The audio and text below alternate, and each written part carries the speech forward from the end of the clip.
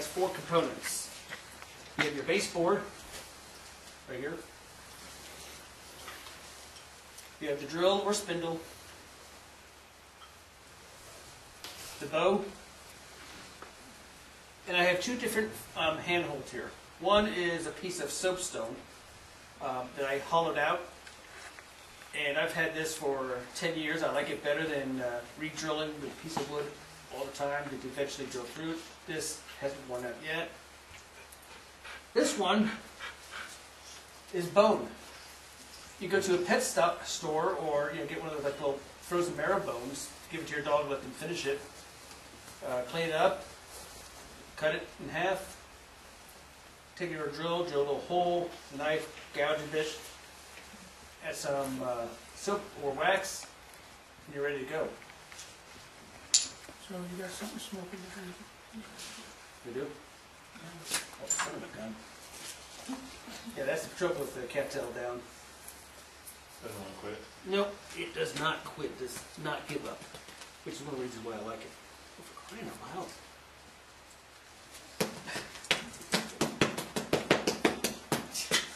I think it's dead.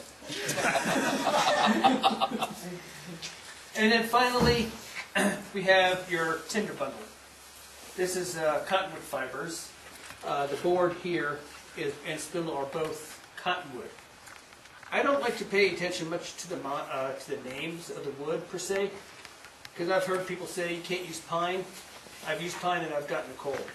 As long as it passes what's called the thumbnail test, where it makes an indentation like so. That's what you want. And secondly, dry, which is one of the reasons why I was able to get a coal out of a piece of pine. It was dry. So, with that said, this is how you set up here. You basically set it like this. You twist it away from you until it locks in with the handhold part facing up, the spindle part facing down for the drill. This is probably the most important part right here is your posture. If you notice here how my leg is, I'm forming a box, or at least a triangle with my short stubby legs. Secondly is how I brace my forearm and wrist against my shin. You want to lock your wrist against your shin. Alright. The process of the bow drill is very similar to when you take your hands and you rub it real hard, real fast. If you do that long enough, it starts getting really hot. That's the same process. The magic part is the ash. Now, there's a lot of debate of temperature, yada, yada, yada, of this. I'm not interested. I'm interested in forming the coal. If it works, it works. So with that, go there. Notice how my handhold is locked against my shin with my wrist. A mistake that people do is when they're drilling is they lean forward and look what happens. As soon as they do that, they go boop, and hit somebody over there. So with that, you don't want to start out real fast. Slow and easy. And then you just slowly build up.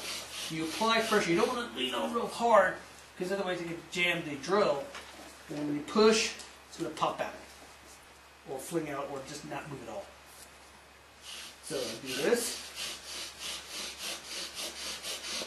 So start smoking, increase the speed.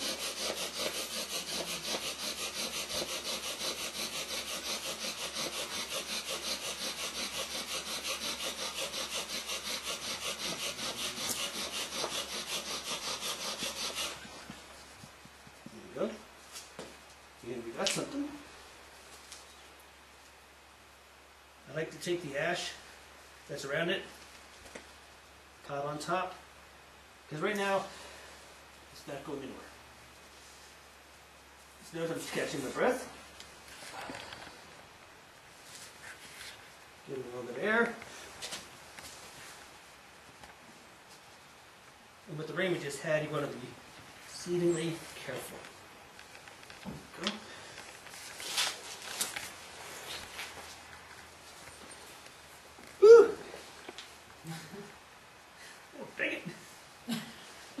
Yeah. So the way you described that last time is the intent is to create that coal, Correct. and then get that coal onto some tinder, and continue from there. Because I don't like to have contact either with the cement or ground, because it can suck the heat away.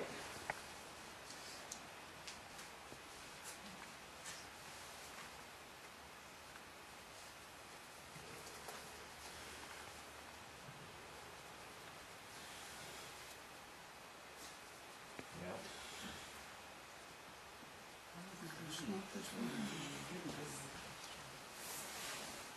And there we go.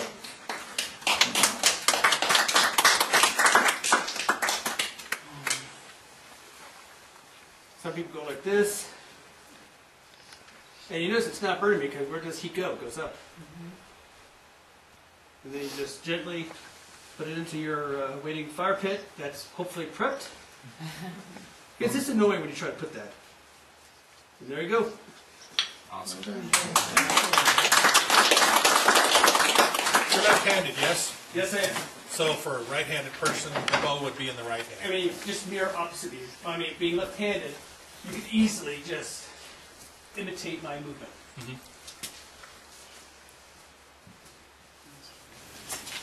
I think Jerry brought some cottonwood right there. Yeah, Rick brought some. Yeah. He brought a big chunk. We just need to find a way to split it. We have a splitting hole. Chainsaw. That'll work. It's in the truck. Sage can work, but it's tough. I wouldn't have given advice to a beginner. Actually, I would. Just watch it struggle. More so because the reason why I mean it's a two-handed compliment. All right, it's a left-handed and left backhand. But If they can get it done, then they Yeah. can do easy. exactly. So what about juniper? Is it too hard? I have not tried juniper yet, but I've heard people have done it, and I mean, if it's a member of the cedar family, it should work. Because have you gotten coals and fire from both white and red cedar back east? Gotten it from maple.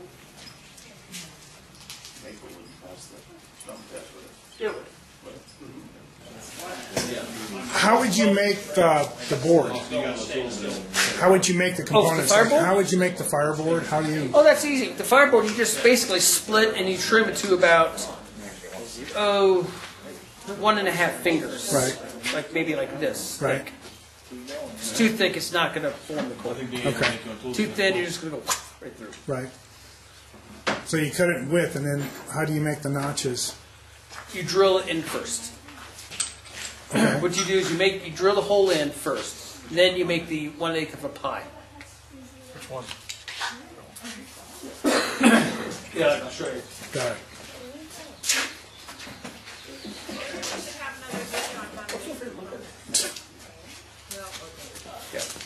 But this is what I do right here: is I drill it in first, Right. and then I'll take my knife or Swiss Army knife and cut in And then a notch. so you get the board, and then just slowly work that notch in. Okay. Yeah. Because a lot of people will cut the notches and then drill it in, and I'll tell you this: what's going to happen? It's going to fly out, or it's going to rock back or rock forward, and you're going to have a. It's okay. I've gone on fire before. That's what I do. Yeah, it's like like up there is like Joey, something you're smoking. Yeah, I know. Yeah, what you actually need to do. I'm running. Yeah. So here's what you do: is you take this part here, all right? Oh, I see. Like you want the drill bit facing upward, and then when you twist, it'll do that. And then, is it a lot of practice to try to get the tension proper? Yeah. I mean, you want it to flip out. I mean, Yeah. you want it to where you can just hold it with your thumb, but if you let go, it's going to Yeah, go flying. because I see it actually snaps in place. Yep. You got a little flexibility here, so Yeah. that allows a little flex. Exactly, a little bit extra kick. Right, okay. And the same wood for the spindle as the board. It doesn't have to be. It It doesn't looks have. like a willow. As long as it, This is the important wood. yes. Yeah. I mean, I've used see here. Willow on cottonwood. I've used cedar on maple. I just saw somebody that said it's better to have this straight than to have it real bowed. Yes. The reason why is when it's bowed like this is because it's hard to get the tension. The second is when you apply the tension, it's going to bow even more, Right. and you're going to be causing stress. And then when you push, it's So going the to straighter, crack. Yeah, straighter if the it's better. way out here, you know, But you don't want it to be really stiff.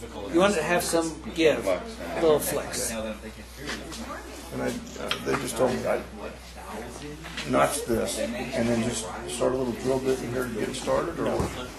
No, the reason why I say that is if you make the notch and you try drilling into it, it's either going to go one to one side or backwards, or it's going to drill in and you're not going to have much of a notch, or even worse. so drill your hole first. Drill your hole Drill first. hole first, then cut the notch too. Correct.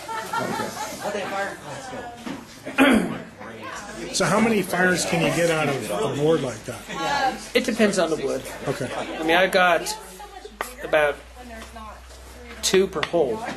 Okay. So, 2, 4, 6, 8, Right. 10, 12, 16, 18.